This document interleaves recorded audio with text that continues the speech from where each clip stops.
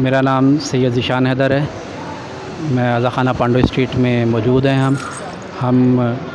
ذوالجناح جو ہے اس کے متعلق اس طرح سے ہے کہ یہ حضرت محمد مصطفیٰ صلی اللہ علیہ وآلہ وسلم کی طرف سے حضرت امام حسین علیہ السلام کو ورثے میں آیا تھا، جس کے بعد امام حسین کربلا کے میدان میں آخری وقت تک یہ ساتھ رہا۔ اس نے اپنی خون کے آخری قطرے تک، اپنے زندگی کے آخری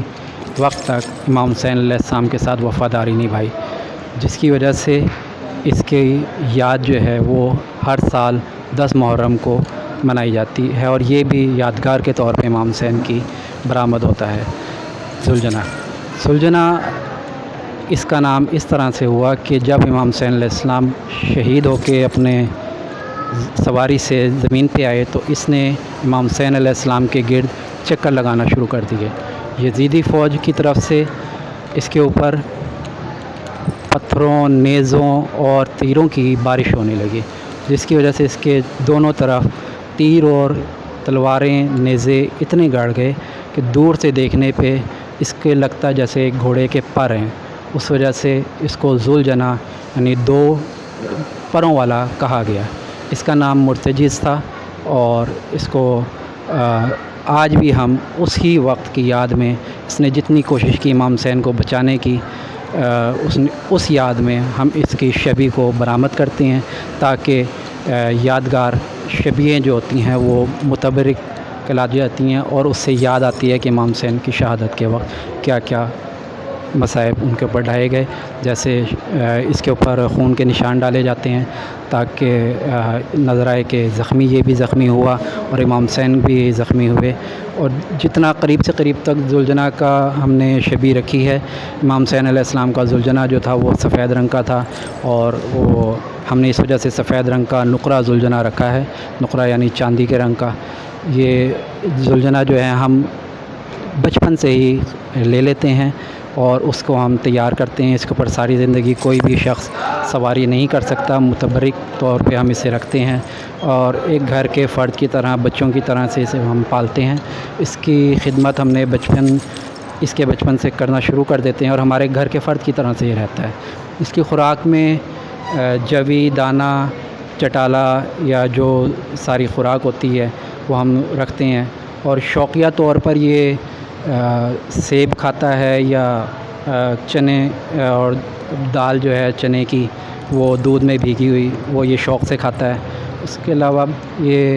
اس کی مالش کی جاتی ہے روزانہ، اس کو واک کرائی جاتی ہے روزانہ، اور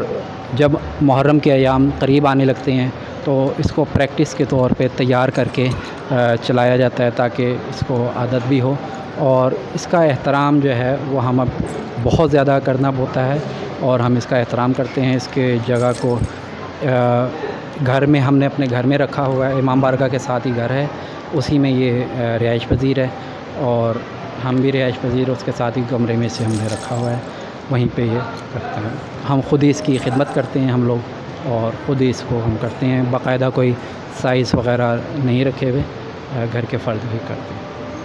جب پاکستان بنا تو ہمارے دادا سید محمد نقوی پاکستان ہجرت کی انہوں نے امروہہ سے، تو یہاں پہ آ کے انہیں عزاداری کا بہت زیادہ شوق تھا پیچھے سے ہی، تو ادھر آ کے انہوں نے آزا خانہ تعمیر کیا اور مجالس کا سلسلہ شروع کیا، اور جلوس ذوالجناح 9 محرم کا نکالنا شروع کیا۔ کوشش 1947 سے جاری تھی۔ 1950 میں باقاعدہ لائسنس کا جلوس برآمد ہوا ذوالجناح کا، اور اس وقت تک ہم دوسرے ذوالجناح لوگوں سے کہہ کے ہم لے لیتے تھے، لیکن باقاعدہ 1961 میں ہم نے ذوالجناح اپنے طور پہ رکھنا شروع کیا، اور اس وقت سے لے کے اب تک ہم یہ رکھ رہے ہیں۔ اس کا ایک موجزانہ بات یہ ہے کہ جس وقت یہ پہلی دفعہ ذوالجناح رکھا گیا تھا تو وہ یہ نقرہ ایک ایسی نسل ہے جو کہ بہت اتھری ہوتی ہے، اسے کوئی عام انسان جو ہے وہ ویسے ہی گھوڑا اتھرا ہوتا ہے، لیکن نقرہ اس میں بھی سب سے زیادہ اتھرا جانور ہے، اس کو سنبھالنا آسان نہیں تھا، تو وہ سنبھل نہیں رہا تھا۔ تو دادا پریشان تھے کہ محرم کے دن بہت قریب آ گئے ہیں، تو انہوں نے کہا کہ میں کیا کروں اس معاملے میں۔ تو وہ ایک دفعہ عالم خواب میں انہوں نے دیکھا کہ ایک شخصیت ان کے پاس آئی ہیں، انہوں نے کہا کہ